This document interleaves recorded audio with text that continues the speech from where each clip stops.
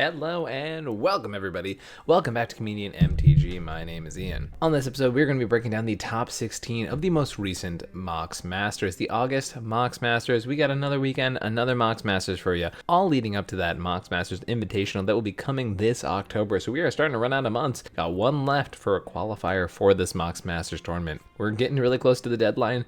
People are making these last minute additions, and I think there's also a last minute qualifier at the actual event itself. So there's a lot of crazy stuff to talk about. We're going to talk about the decks that performed in the top 16 today and talk about what is hitting it off in cEDH. Just want to remind you while you're here on YouTube to hit that like button and that subscribe button. It is free and it helps out the channel a ton. It lets YouTube know that you like this content. Also, while you're here, feel free to check out patreon.com/comedianmtg. The link is down below in the description. It helps out the channel. Any amount helps to support the channel, helps it keeps going and growing, allowing me to offer new opportunities with things like cEDH coaching and stuff like that. I have a new opportunity coming soon where people will be able to actually get coaching while also doing cEDH gameplay, and I'm going to be making the entire video breaking down these new coaching sessions, as long as also offering up the normal coaching sessions that I offer as part of the full-time career here at Comedian MTG. So if you're interested in cEDH coaching in any degree, check me out here on Twitter or on Discord, or hit me up on my email, comedianmtg@gmail.com, all of which are down in the description below. First of our list, we have I Nasty Lost in Translation by Nevi and Serg1337. This is a pretty classic Rog Silas list. Let's check that land count. You know we're going to be rocking these 24 lands here, the classic Rog Si. I'm going to go fast. I'm not going to play any lands, and we're just going to go for the Turbo Add Naus game plan. This is the fastest Turbo Naus deck in the format, and you know it uses the power of Rog Rack in the command zone to be several Mox Ambers in the deck. The Orcish Masters is probably one of the newest additions to the list, as well as I believe the One Ring down here. This card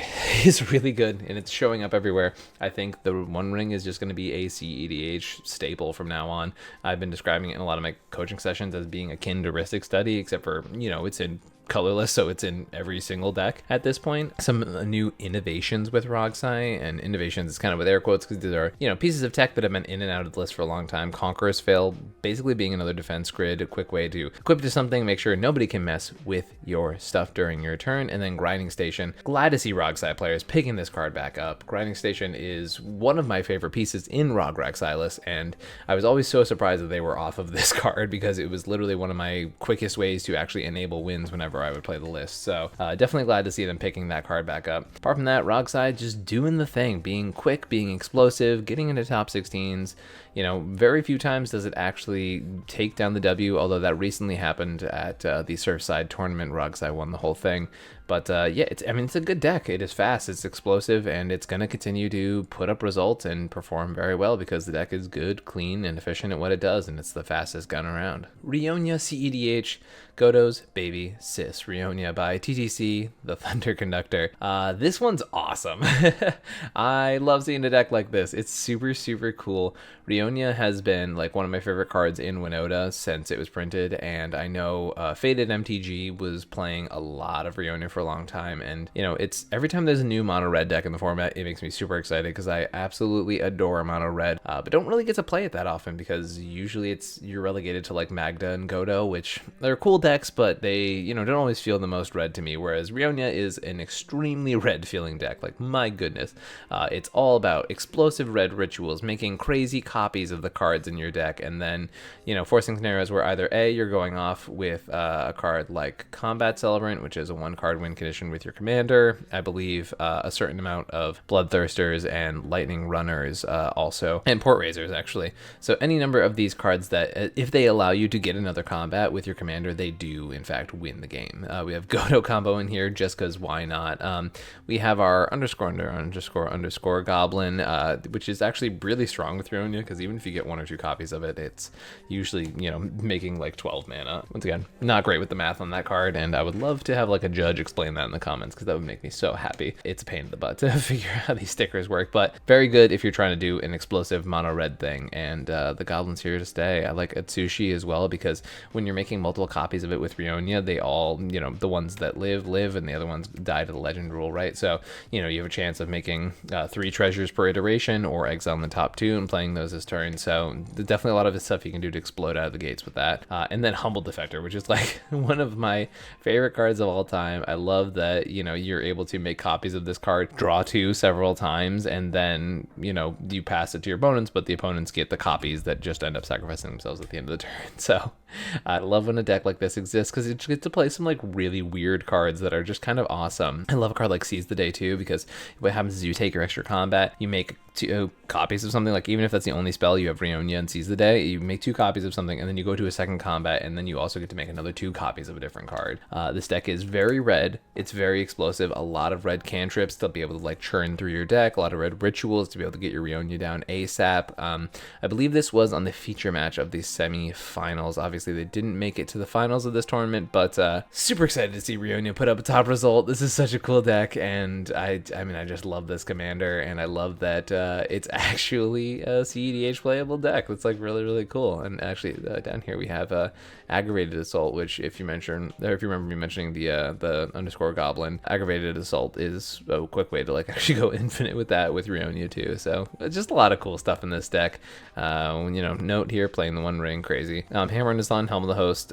You know, if you can make 1 copy of Godo, then that actually just wins the game, those 2 combined. But yeah, this is super cool. I love seeing Rionia C play. I love mono red decks actually being able to make a top result in cEDH. This is the kind of stuff I geek out about on this channel, and something I'm really excited about. I would love to be able to put this list together because yeah, this is just super sweet. Tivit time by Temujin 11. We have another top 16 performance here by Temujin with this Tivit list. Nothing too insane to talk about here. This is a pretty standard Tivit list. For those who've been watching the channel for a little while, those who've been watching these breakdowns, you will know Tivit is one of the best performing decks period right now in cEDH, and it seems to be continuing to do so. A few spicy cards in here like Imposter Mech, which I find the in and out of a number of different Tivit lists, as well as Misdirection. You know, this deck is one of the definitive mid-range decks of the format, so I understand it's sort of just loading up on a bunch of free spells to be able to stop your opponents. I'm starting to see more Limb Duels vaults as well in some of these decks in the format, so maybe that card is ready to make a resurgence. But apart from that, you know, classic Tivit stuff, you're trying to win with Time Sieve, you're trying to use your Thassa's Oracle Demonic Consultation lines, or go with Displacer Kitten plus Teferi and a 0-mana rock, draw your whole deck that way. I find that many of the lists are still playing Bone Masters. I've been kind of underwhelmed with that card in my Tivit list, and it will probably be getting the axe from me as well. And I've also noticed that this Tivit list was not on the One Ring, which I found to be actually really, really solid in Tivit, and definitely a card I am, you know, going to be working around with a lot, and definitely a card I will be playing with in Tivit for sure. We have Snake Rog Silas V 1.2 by Snake Snaky Scusa.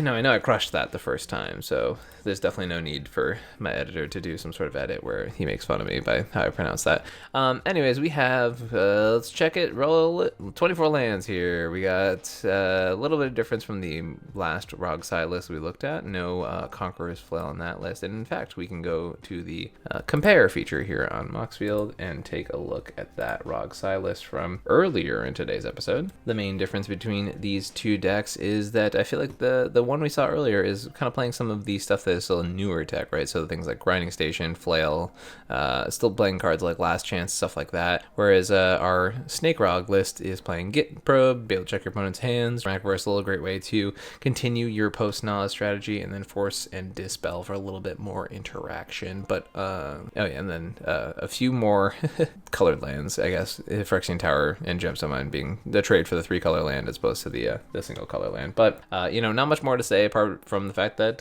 Rog Silas exploding out of the gates, able to make another top 16, be able to do very well in this tournament. Here's another one of these spicy decks from this tournament. We got Braids, Mono Black Braids, a Risen Nightmare.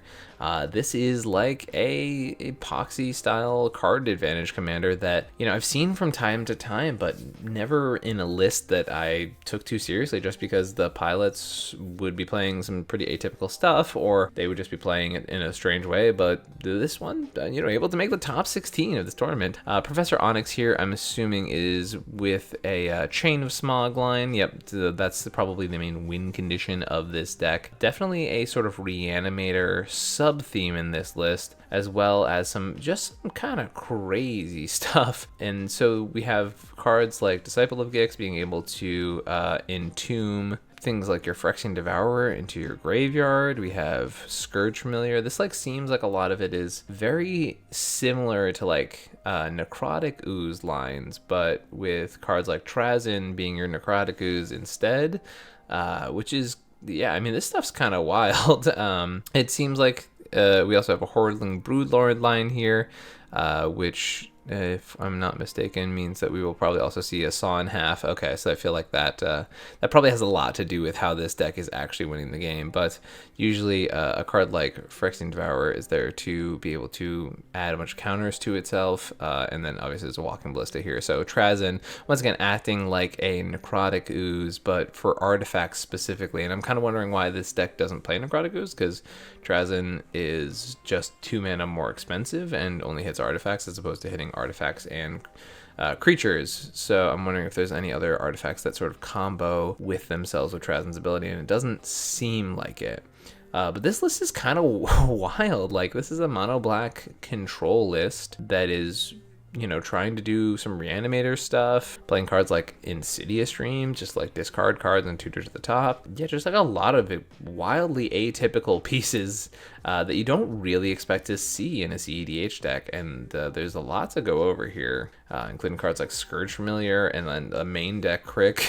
So it really seems like Braids is more of just like the engine that makes the mono black deck run together smoothly, but it's also like a quicker deck, but playing Reanimation sub-themes instead of Ad Naus stuff, but still able to play things like Peer into the Abyss. But yeah, this is a really, really wild deck, and if you're the progenitor of this list, if you're the person who took it to the top 16, I would love to hear if you have any insight to throw down in the comments below, because this list is super spicy. And you know, with Rionia and Braids in this top 16, I think we get a little bit spoiled with really cool monocolor decks that have made the top 16 of this tournament. So congrats to our pilot for building just a wildly cool list, and just a list I would in general consider kind of wild. It is super out there and plays a lot of crazy cards, and definitely super curious to hear the reasoning behind going with the Trazyn instead of the Necrotic Ooze for a lot of these combos. But yeah, this is some crazy stuff, and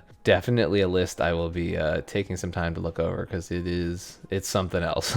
We have TNK Fever Dream by Young Scipio. Scipio, a known blue farm player, a known sort of Ad Naus player, playing this blue farm list. Nothing too insane here out of this blue farm deck. It's pretty classic blue farm stuff. This one opting for the triple wheel package, which I guess is rather atypical nowadays. Most people are just relying on Wheel of Fortune. This one also not on Peer into the Abyss, which I know some lists have been moving towards. I definitely prefer the non-Peer of the Abyss version of this deck. Also running Last Chance, which is definitely not in a lot of blue farm lists nowadays. They do usually play Final Fortune, but don't usually opt for any of the sorcery speed versions of that effect. I love seeing the Soul Partition here, because it's actually a really good tempo piece, and blue farm is much more of a mid-range deck, but it does have that sort of explosive pivot potential, and I found Soul Partition to be pretty cool here. Born Upon the Wind, another great piece. We're going to be seeing it more and more, I feel like, over time, because decks are going to be able to figure out which decks are able to fully capitalize upon the, you know, ability to sneak in wins at instant speed. So pretty cool stuff. This is the most artifacts I have seen in a blue farm list in quite some time, actually. This one on the One Ring and Defense Grid, which is kind of the pieces here that aren't the normally played ones, but really nice to be able to have like consistent Mox Opal games with your blue farm deck. And I'm really glad to see the One Ring seeing play in blue farm. I've thought it's pretty good for some time, and it's nice to feel a little validated by that one. But yeah, it's pretty classic blue farm list with a few very interesting inclusions here, but the idea is to once again use Tymna as your value commanders, win with either Breach or Thassa's Oracle and Demonic Consultation, things like that. We have Adatari's Atraxa list. This is Atraxa, trying to go infinite with Teferi Time Raveler, Displace Your Kitten stuff, going infinite with Food Chain and Mist Hologriffin. I love seeing the Grand Arbiter in these Atraxa lists. I think it really helps to, basically what happens with Atraxa is that it becomes such a target for counterspells in the stack, and it, you know, being reduced to only 5 mana definitely helps with it being able to be cast early, and also the, you know, ability of your opponent's spells to cost more helps it not to just eat a bunch of free counter spells. This list is on Notion Thief, which I think is super bold because I'm so terrified of having my Notion Thieves sniped by Bowmasters in today's meta, but love to see it still seeing play because it's a card I adore and a card that is sadly seeing a lot less play now that Bowmasters is in the meta, even though I'm a big Notion Thief stan. Apart from that, it's a lot of the classic 4-color good stuff, which is often filled with the Atraxa decks, right? Like a lot of the deck is sort of this game plan of like, here's the 4-color good stuff piles, here's my early acceleration, my engines that are going to be online even if I don't have Atraxa online, and then some really tight combos that allow you to be able to basically draw your deck and win the game. So congrats to our pilot here. Okay. Took me a second here because I saw this Tivit Time by Temujin once again, and I was like, well, that's weird. We already covered that. The thing is, we had multiple pilots playing this identical deck. So at 14s, we had Alfred Prada playing Tivit, the Temujin list, and now we have Temujin playing Temujin's list. So, you know, everything I said earlier, but also 2 of the same copy of the same deck. It's pretty indicative of the fact that the deck is pretty good, that 2 pilots showed up with identical versions of this deck and both made the top 16. So that's pretty sweet. Congrats to Temujin, not only for, you know, making top 16 with this deck, but having your deck make 2 top 16s. Pretty cool stuff. We have Cut Land, Add Emrakul, hashtag deck building by Super Red B. I'm gonna check this out because I think I know that name for performances with Yuriko.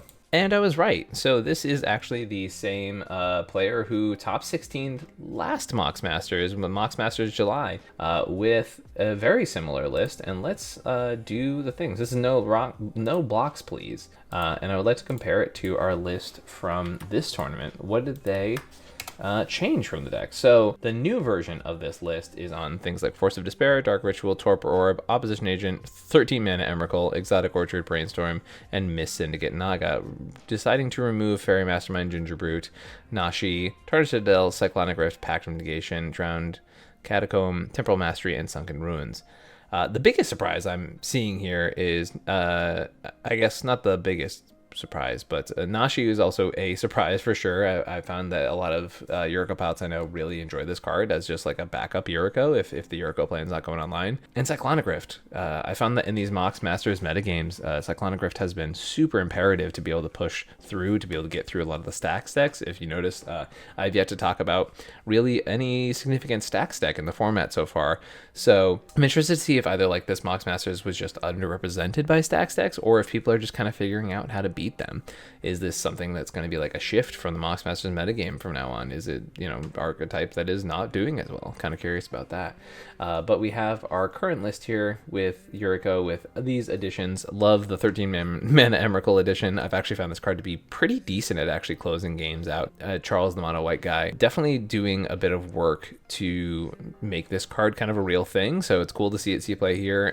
Love the Opposition Agent, Torpor Orb, and Yuriko. You don't really have that many ETBs you care about, and Torpor Orb is just so good against the meta. It stops the Docksides, stops the Thoracles, all of that stuff. And then Naga I found to get really out of hand really fast, so it's pretty cool to see that one play here too. Ikra by Just Ice. Just Ice, our champion of Chaos, I want to say 6 with their Najila list, the one that they picked up and had played like 10 test hands with before they went and won the whole thing.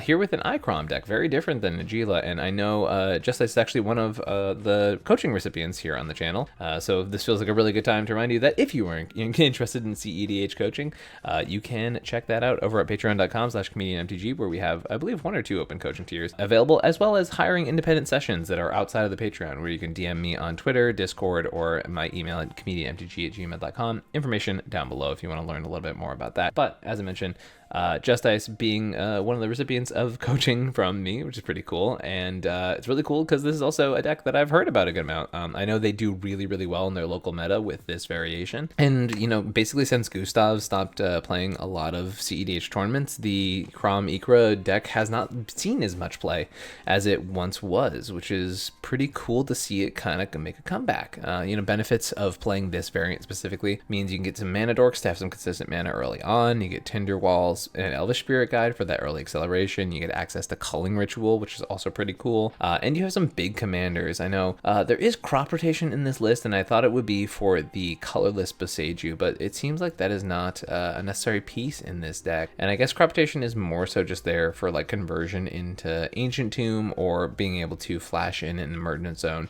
be able to win on top of other people, which is, as we mentioned a few times now, definitely a valid strategy and one that is picking up steam. Apart from that, we have our classic Underworld Breach lines. We've got stuff with Bolas's Citadel, and once again, the addition of the One Ring consistently showing up in these decks, probably will continue to be doing so. The deck is, the card is really, really good. One Ring is gonna just keep popping up. And yeah, this list is pretty explosive, comes out of the gate hard on Adnaz, on Pier, on Citadel. Definitely trying to go very fast and explode out of the gates with these two big commanders in the command zone to kind of be your engines if things aren't going quite as planned. Here's a blast from the past. We have Kess Console Proxies by JWood99999. This is a Kess list. Kess is just like a Grixis option that a lot of people have sort of written off lately, which is kind of wild to see it make the top 16 of this tournament. Doing some classic Grixis stuff here, right? Kess having the line that is unique to Kess of being able to just, Tainted Pact all the way down to your Thassa's Oracle and then use Kess to recast the Tainted Pact and then get your Thoracle. You can also do the same thing with Demonic Consultation. That one's just like a wee bit riskier.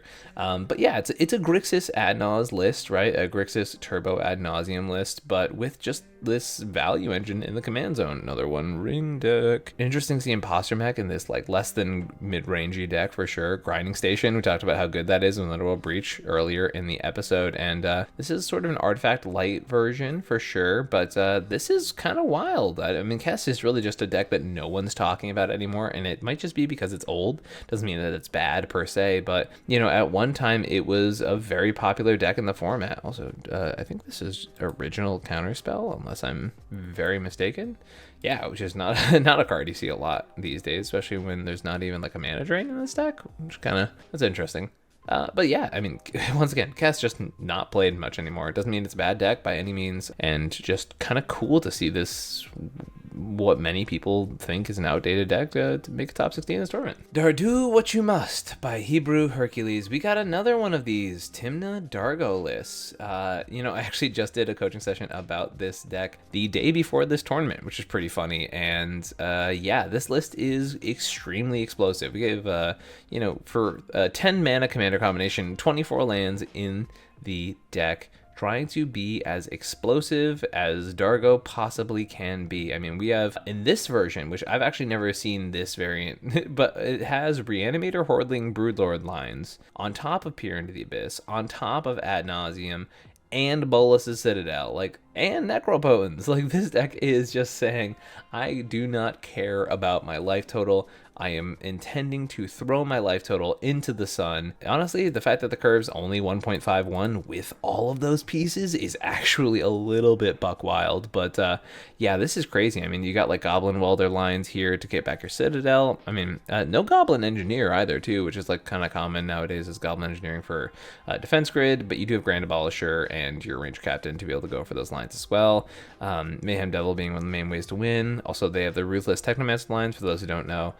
With Dargo, there's a line if you have 2 copies of Ruthless Technomancer, so something like a clone effect like Cursed Mirror can often be used with these, and basically if you make 2 of those, there's a line where it makes infinite treasures, infinite sacrifices, and stuff like that. You can win with Mayhem Devil, you can win with Bergie making, or not with Bergie, you can win with Mayhem Devil. Oh, there's a Goblin Engineer in this list. I guess the color correction didn't work. Weird, but there's a number of different ways, is the point, where you can convert Ruthless Technomancer ways to actually just straight up winning the game, which is pretty sweet. So yeah, really excited to see this deck and see it do so well. It's pretty crazy stuff, and honestly, the fact that it's just genuinely so powerful is pretty cool. It's a very low land count deck, has a lot of really cool synergies with things like Omnixilis and cards like Burnt Offering, and is it also on Sacrifice? Doesn't seem to be also on Sacrifice, but I've missed it before though. But yeah, Burnt Offering specifically is pretty sweet to be able to just turn. Oh no, it is Sacrifice. There it is. I knew I missed it. But yeah, these 2 cards basically turn Dargo into making 7 mana, which is pretty cool. 8. no, yeah, 7 mana each, either in black and red or just black. And then, you know, these cards already extremely synergistic with the Saw and Half lines of the Horling Broodlord. So yeah, I'm genuinely blown away to see this 8 mana creature here in a deck with Pier and Naus and Citadel. But honestly, the deck is just trying to slam the gas pedal as hard as possible. So it's a pretty cool one to see for sure. Before we get into our top 4, I'd like to remind you that we are affiliated with Monarch Media, and to remind you that they have LotusCon coming up in Belleville, Illinois. This event looks to be Monarch's big return to the cEDH community, and there's going to be a lot of crazy stuff there. A bunch of specific guests like myself and a number of others from the cEDH community, as well as crazy things like convention hall stuff. There's going to be traders, going to be people buying cards. All of these things are going to be from October 7th and 8th in Belleville, Illinois. I'm very excited to see what Monarch has in store. You know, coming out of the gates, returning back to the cEDH tournament scene that has been sort of almost exclusively Eminence events from, I mean, the time that the last Oktoberfest was, which was last year. So it's good to be able to see a year later Monarch returning and hopefully putting on a really cool event. And I'm really excited to report on this event, see what happens after we go, and I'll definitely keep it all up to y'all and let you know what happens at this tournament. But hopefully I'll see y'all there as well. Also a reminder that the main cEDH event has a straight up time twister for first place, as well as hundreds of dollars of prizes for everyone up to the 32nd place. So pretty sweet stuff. In this top 4, we have Corvold Unrivaled. This is pretty cool, to be honest. Corvold is a deck that I don't tend to get too excited to play. I find it quite squishy. So seeing it actually make the top 16 of this tournament is pretty cool. I love that they are on their own version of some sort of Ruthless Technomancer tech, although it definitely doesn't have Dargo in the command zone, so I'm curious to hear what Technomancer does in this list. Obviously, the treasure synergy is extremely strong with Corvold itself. Love seeing the inclusion of Dosan. This is a card I've been preaching with a lot of the green decks lately, especially the more aggressively slanted ones. It's a Grand Abolisher in green, basically. And it's closer to a defense grid because it does have the downside of shutting off your own stuff. I did hear about this deck actually winning at instant speed in one of the matches, which is pretty cool. But yeah, for those who don't know, Corvold stuff is like, it's the turbo ad nauseum deck of Jund, but also, you know, does a lot of crazy synergies with things like Dockside and stuff like that, and gives you, you know, your Underworld Breach lines and plays quick things like Necropotence in the same way that most, a lot of, you know, turbo ad nauseum style decks do, but has an extreme amount of synergy with Dockside Extortionist, which allows it to basically every single treasure becomes draw a card. Same thing with the Technomancer. So a lot of crazy stuff here. And once again, Corvold, not a deck that I am used to actually seeing putting up top results. It's a deck that's been around for a while. A lot of people respect it. They know it can go fast, but it usually doesn't actually make the top tables at cEDH events. So it's pretty cool to see it there. We got Wounded Satellite back in here with Grind Them Into Dust. This is a pretty consistent run. We're starting to see like numbers comparable to like Memo's runs with Najila. Maybe not as many, but Satellite really is out here putting up results with this deck, making Kinnan look really, really good in the current meta. Once again, Karn being one of the pieces that they tend to favor over others in the format, as well as Armored Scrap Gorger, which is kind of their thing as far as like, you know, making sure that they're hitting graveyards and using this tech piece to be able to do well with Kinnan. But Kinnan's one of those decks that, you know, the more you play it, the better it pays off for you, and the more you master the deck, it definitely gets a lot better. It's hard for people to enter with the deck. It has a lower floor than some other cEDH decks, but the ceiling is really, really high, and people who are really good with it can consistently do well with it. It's definitely a deck that I have been favoring a lot, and it's one of those decks that I know when I'm looking into tournaments, it's a card that I go, okay, yeah, probably would feel safe playing Kinnan at this tournament list coming up. So, you know, after top 4ing twice at Cookout, we see Wounded Satellite here continually putting up results with this list and playing it to success. You know, kind of mentioned another One Ring deck. It's going to keep showing up, and I have a feeling this archetype is not going anywhere anytime soon. Kinnan, you know, was kind of looked over for a lot of the time in this format, but no longer. I mean, it's just putting up results between many, many different pilots, which is cool. But once again, it has that barrier of entry for the deck, but when you get to that point where you know the deck pretty well, it does really well and is extremely consistent. We have Duck Niner, I think. I don't know. With the Najila list here, we've got the classic Turbo Najila stuff that is doing really well in this format, right? Like, it's, yeah, you're gonna have to get used to seeing this deck. I mean, Najila is really, really good. It's a consistent deck that is going to keep putting up results and keep performing at the top tables of cEDH events. It has Necropotence, which is one of the spicier options in this specific variant because it is not a card that I'm used to seeing. No One Ring in this deck, which is sometimes a Najila card. It really depends on the specific version of the deck, but this is a Turbo Najila game plan. They're trying to do the Turbo Adna's stuff, but also playing the Underworld Breach lines and using Derevi as a one-card combo with your commander. Noticing that this variant is not playing Grim Hireling. It seems like there is a bit of debate back and forth. I know Derevi is the one that's like always played in these decks, but whether there is a Grim Hireling or a Druid's Repository seems to be the big debate with a lot of these Najila pilots doing well in these deep runs with tournaments. So yeah, Najila crushing it, making it to the top 4.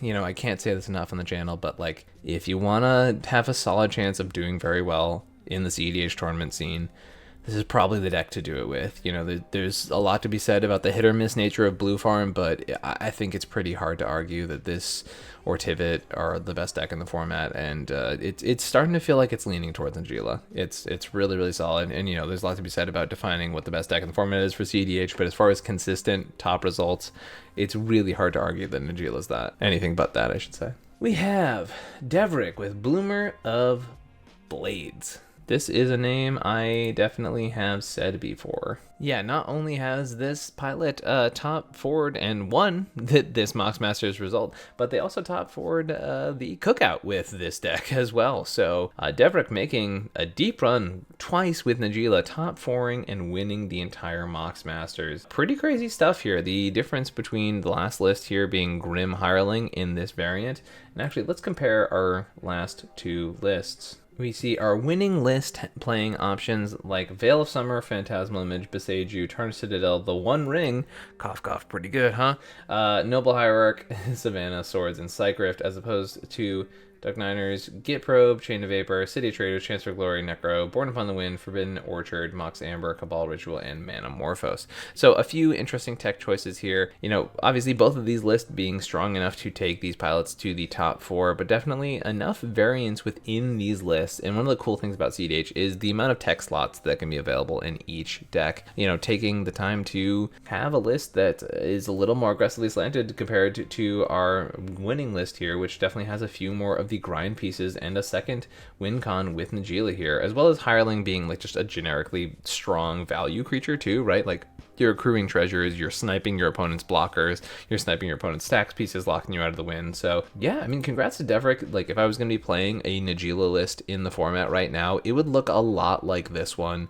And I think the deck is super, super strong. I will never probably grasp why so many of them are on Calling Ritual, given the fact that it's so contradictory to your game plan, but I also understand the benefits of the card as well. But yeah, that's probably the craziest thing I find in most Najila decks nowadays is this Calling Ritual inclusion. But apart from that, it is 5 colors, an amazingly quick commander that can come down early, turn on your Fierce Guardianships and your deflecting swats, as well as giving you access to this Turbo Naus game plan, these Final Fortune lines, Intuition lines that gives you the win. You get 1 ring now. Just so many strong pieces in these decks.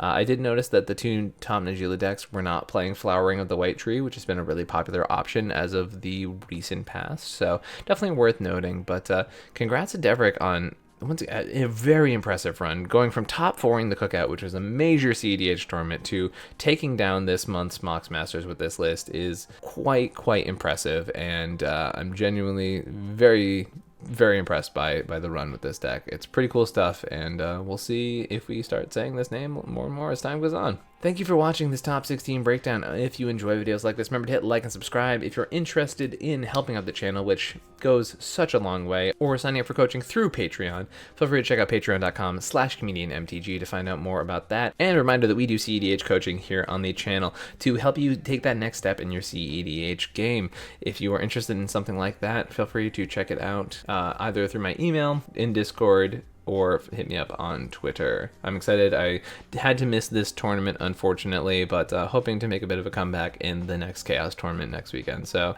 if you're watching this, I'll probably see you all there. All right, everybody. Thank you so much for joining me, and I hope you all have an amazing week. Peace. Peace. I can feel the blood creeping up from the heathens. Got will, got fight, got pride, got reason. If they wanna go eat, then you know I'm gon' feed them. If you're coming for me, hope you're ready for a demon. I got eyes in the back of my head, I'm seeing. Take me for granted and you know I'm leaving. I'ma take what's mine with the webs I'm weaving. I could take this crowd from seeing to believing. Got a taste for blood and my tongue keeps